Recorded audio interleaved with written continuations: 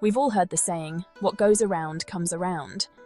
It's a phrase that has been passed down through generations, whispered in moments of reflection, and shouted in times of realization. It's a simple phrase, but it carries a powerful message.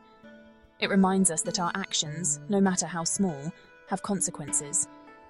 Every decision we make, every word we speak, and every deed we perform sends ripples through the fabric of the universe. What we do in life, good or bad, has a way of coming back to us. It's like planting seeds in a garden. The seeds of kindness and compassion grow into beautiful flowers, while the seeds of negativity and harm grow into thorny bushes. This is the essence of karma. It's the universal law of cause and effect, a cosmic balance that ensures that we reap what we sow. It's not about punishment or reward, but about learning and growth. Sometimes it's subtle, a whisper of consequence. It might be a fleeting moment of realization, a gentle nudge that guides us back on the right path. It's in the quiet moments of introspection, when we look back on our actions and understand their impact. Other times, it's a roar that shakes us to our core. It's the sudden, unexpected events that force us to confront the reality of our choices. It's the thunderstorm that disrupts our peace, the waves that crash against the rocks of our complacency. This is a story about the deafening roar of karma. It's about the moments when the universe demands our attention, when the echoes of our past actions come back to us with undeniable force. It's a reminder that we are all connected, that our actions matter, and that we have the power to shape our destiny through the choices we make every day. My name is Mary, and life has not been kind to me. Her name was Mary, a woman hardened by life's struggles. She lived with her 6-year-old son, David, on a small, dusty farm. Their life was a constant battle against poverty and hunger. Desperation gnawed at Mary's soul, twisting her thoughts into dark, dangerous shapes.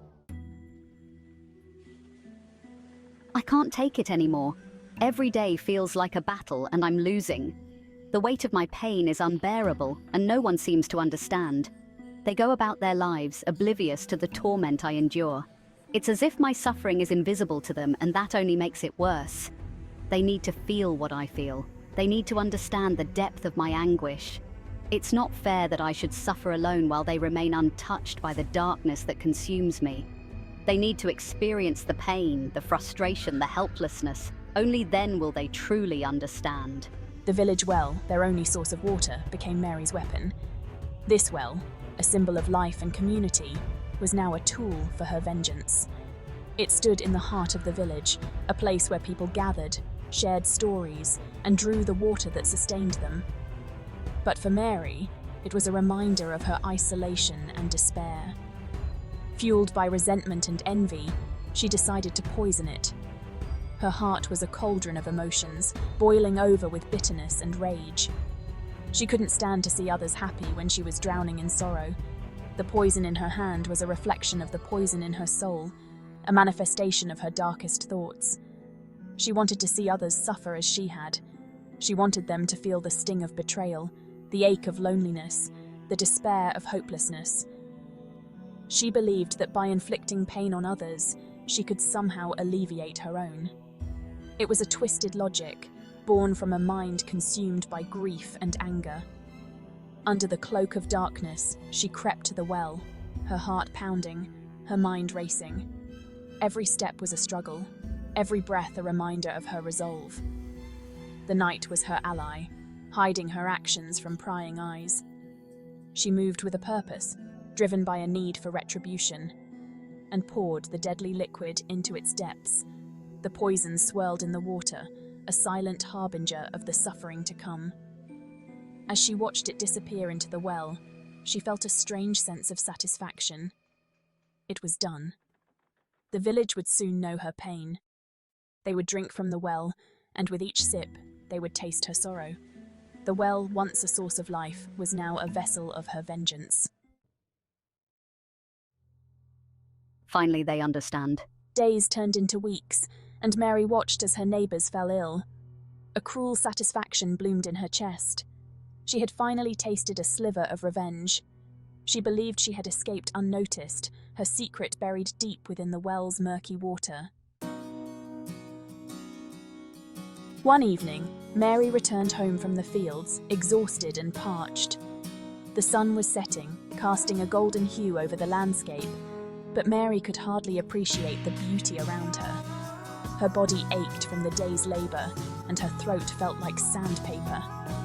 She had been working tirelessly under the scorching sun, tending to the crops that were their only source of livelihood.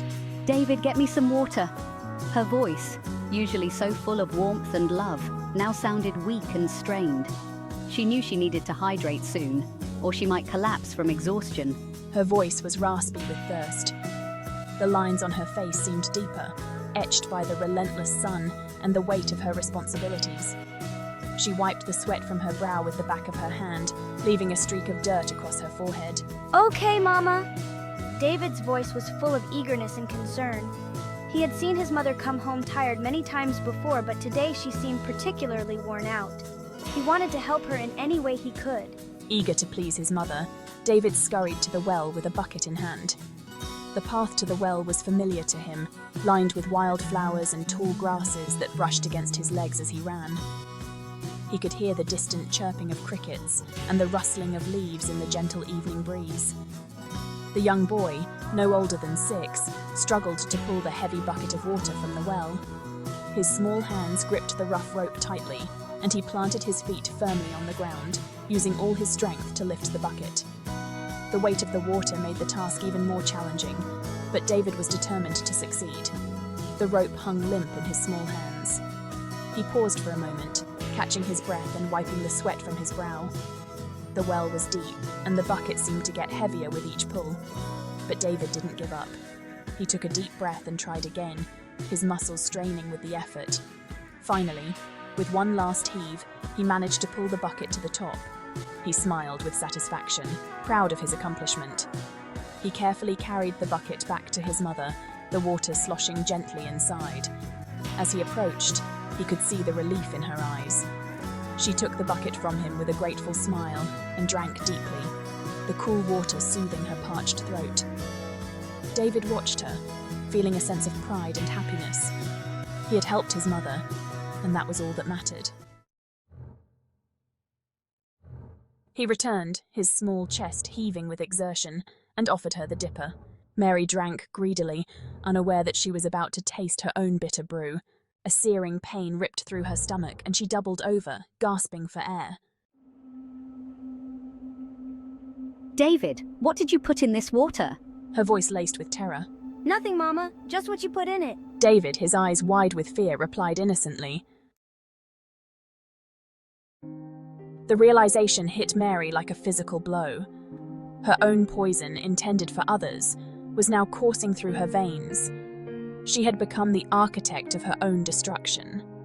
As darkness closed in, she saw the reflection of her own cruelty in her son's terrified eyes. Mary's story is a chilling reminder that our actions have consequences. We are all bound by the invisible threads of karma. The poison we release into the world, whether literal or metaphorical, has a way of finding its way back to us. In the end, it is ourselves we hurt the most.